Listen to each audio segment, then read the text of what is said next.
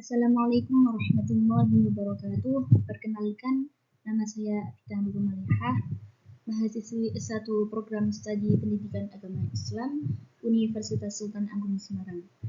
Di sini saya akan menyampaikan presentasi yang berjudul Sejarah Pendidikan Islam di Nusantara, guna untuk memenuhi tugas dari materi kuliah Sejarah Pendidikan Islam yang diampu oleh Bapak Dosen Muhammad Farhan. Langsung saja memasuki materi yang pertama, yaitu pendahuluan. Pendidikan Islam di Nusantara memiliki sejarah panjang dan kaya yang mencerminkan perkembangan agama Islam di Nusantara sehingga mencakup berbagai fase, mulai dari awal kedatangan Islam, lalu masa kerajaan-kerajaan Islam, masa kolonial, hingga era kemerdekaan dan modern. Melalui pendidikan, ajaran Islam tidak hanya ditransfer tetapi juga diadaptasi dengan budaya lokal, sehingga membentuk identitas Islam Nusantara yang unik. Pendidikan Islam tidak hanya bertujuan untuk menyebarkan agama Islam, tetapi juga memainkan peran yang sangat penting dalam pembentukan karakter, budaya, dan identitas masyarakat Nusantara.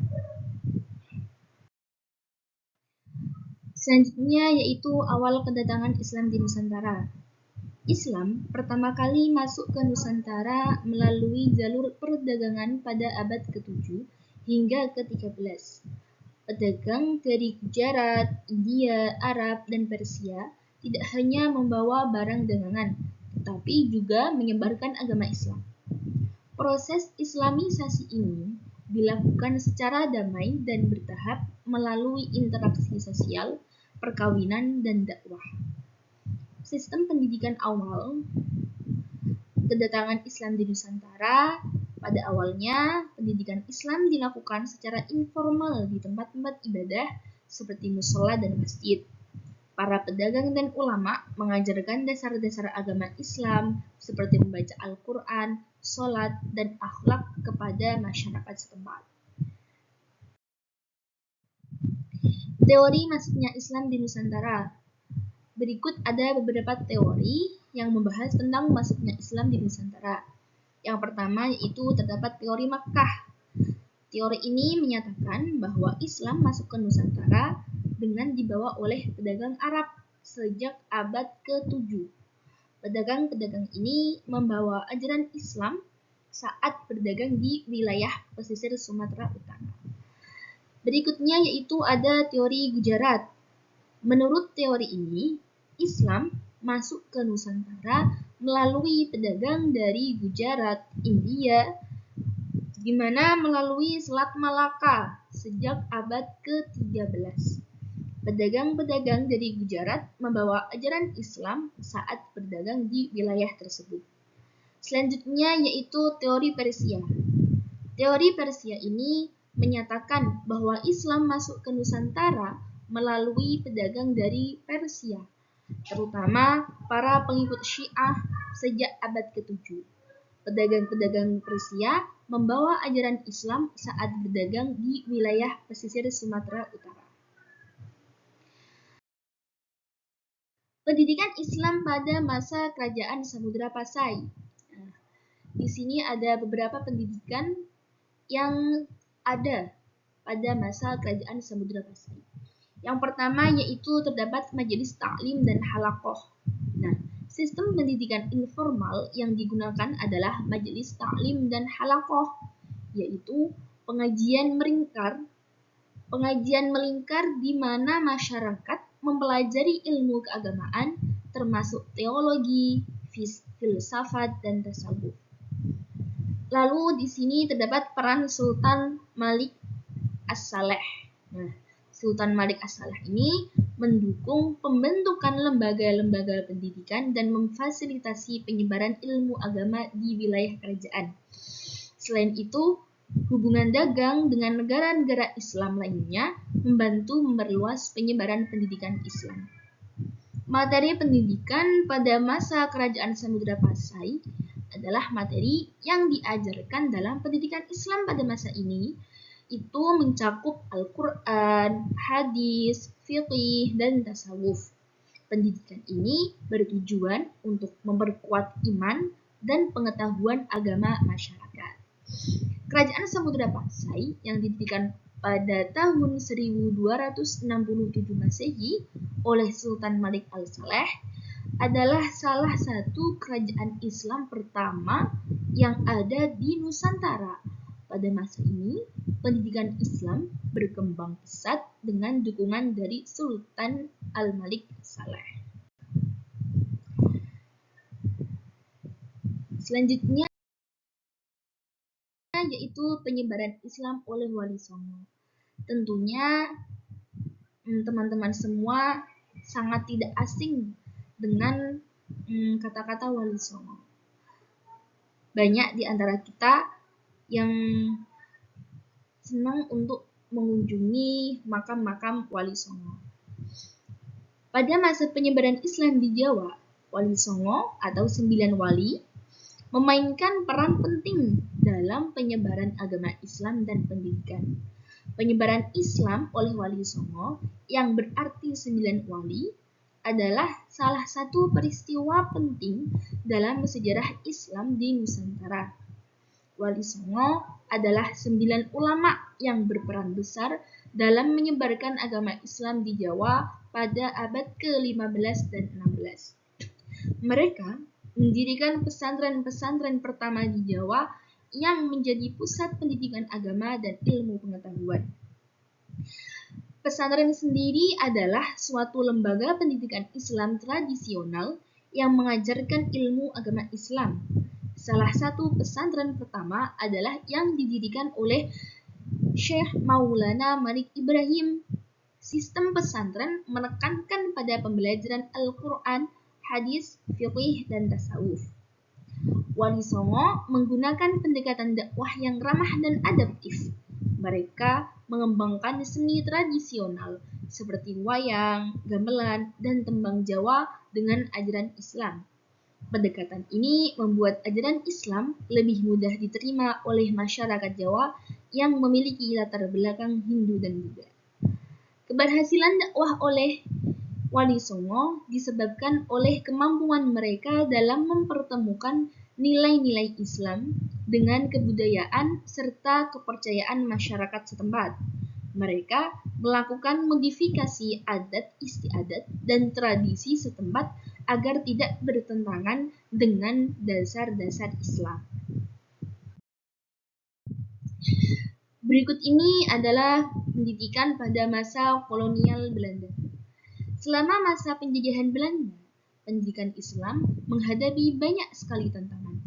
Kolonialisme Belanda berusaha mengontrol dan membatasi pendidikan Islam untuk melemahkan pengaruhnya. Namun, para ulama dan tokoh-tokoh pendidikan Islam terus berjuang untuk mempertahankan pendidikan agama. Seperti Muhammadiyah, yaitu pada tahun 1912. Muhammadiyah didirikan oleh Kiai Haji Ahmad Dahlan. Muhammadiyah bergerak di bidang pendidikan, sosial, dan kesehatan. Organisasi ini mendirikan sekolah-sekolah dengan kurikulum yang mengintegrasikan ilmu agama dan ilmu umum. Selanjutnya yaitu ada Nahdlatul Ulama pada tahun 1926. Nahdlatul Ulama didirikan oleh Kiai Haji Hashim Asy'ari. NU berperan besar dalam menjaga tradisi dan pendidikan Islam di pesantren. NU juga mendirikan banyak madrasah dan pesantren di seluruh dunia, di seluruh Indonesia. Tentu teman-teman semua tidak asing lagi dengan Muhammadiyah dan Nahdlatul Ulama. Kita semua tahu betapa pentingnya dan betapa besar peran Muhammadiyah dan Nahdlatul Ulama dalam menjaga tradisi dan pendidikan agama Islam. Selanjutnya yaitu pada masa kerajaan Islam di Nusantara. Selain kerajaan Samudra Pasai, beberapa kerajaan Islam lainnya juga berperan penting dalam penyebaran dan pengembangan pendidikan Islam, seperti Kesultanan Aceh, Kesultanan Demak, Banten, dan Mataram. Kesultanan Aceh dikenal sebagai Serambi Mekah. Aceh Dikenal sebagai Islam di Mekah karena pengaruh Islam yang sangat kuat. Pendidikan Islam di Aceh berkembang pesat dengan banyaknya ulama dan cendekiawan yang lahir dari sini. Selanjutnya yaitu Kesultanan Demak. Demak sebagai kerajaan Islam pertama di Jawa juga berperan dalam penyebaran Islam. Sultan Demak mendirikan pesantren dan mendukung para ulama dalam mengajarkan ajaran agama Islam. Pendidikan Islam modern. Sebelumnya ada era kemerdekaan. Nah, ini setelah kemerdekaan. Setelah Indonesia merdeka pada tahun 1945, pendidikan Islam mengalami perkembangan yang signifikan. Pemerintah mengakui pentingnya pendidikan Islam dan mulai mengintegrasikan kurikulum agama dan umum dalam sistem pendidikan nasional. Pengakuan pesantren dan madrasah. Pesantren dan madrasah diakui sebagai bagian dari sistem pendidikan nasional. Kurikulum di pesantren dan madrasah mencakup ilmu agama dan ilmu umum, sehingga menghasilkan lulusan yang berpengetahuan luas dan memiliki akhlak yang baik. Setelah era kemerdekaan, kita lanjut pada pendidikan Islam modern sebagaimana saat ini. Pada era modern, pendidikan Islam terus beradaptasi dengan perkembangan zaman. Pendidikan Islam mengintegrasikan teknologi baru dan metode pembelajaran yang lebih efektif sambil tetap menjaga nilai-nilai Islam yang mendasar, yaitu ada penggunaan teknologi informasi dan komunikasi atau biasa disebut kita dengan TIK digunakan untuk meningkatkan kualitas pendidikan Islam. E-learning dan platform pendidikan online menjadi alat penting dalam proses pembelajaran. Modernisasi kurikulum. Kurikulum di pesantren dan madrasah terus diperbarui agar sesuai dengan perkembangan ilmu pengetahuan dan teknologi. Pendidikan Islam juga mendorong penelitian dan pengembangan ilmu pengetahuan yang berbasis pada nilai-nilai Islam. Contoh dari pendidikan Islam modern itu seperti pondok pesantren Gontor. Banyak kita ketahui bahwa dari pesantren Gontor ini sudah banyak memunculkan ulama-ulama di Nusantara maupun di Indonesia yang sangat berperan penting dalam pengembangan agama Islam dan menjaga tradisi ataupun penguatan agama Islam di Indonesia Nusantara. Baiklah, materi yang terakhir yaitu kesimpulan. Dari yang saya sampaikan dapat disimpulkan bahwa sejarah pendidikan Islam di Nusantara mencerminkan perjalanan yang sangat panjang dan dinamis dalam penyebaran dan pengembangan ilmu pengetahuan. Nah, pendidikan Islam tidak hanya memainkan peran penting dalam membentuk karakter dan akhlak masyarakat, tetapi juga dapat berkontribusi pada kemajuan ilmu pengetahuan dan teknologi di Indonesia. Pendidikan Islam akan terus berkembang dan beradaptasi dengan perubahan zaman, sambil tetap menjaga nilai-nilai dasar yang mendasarinya. Terima kasih.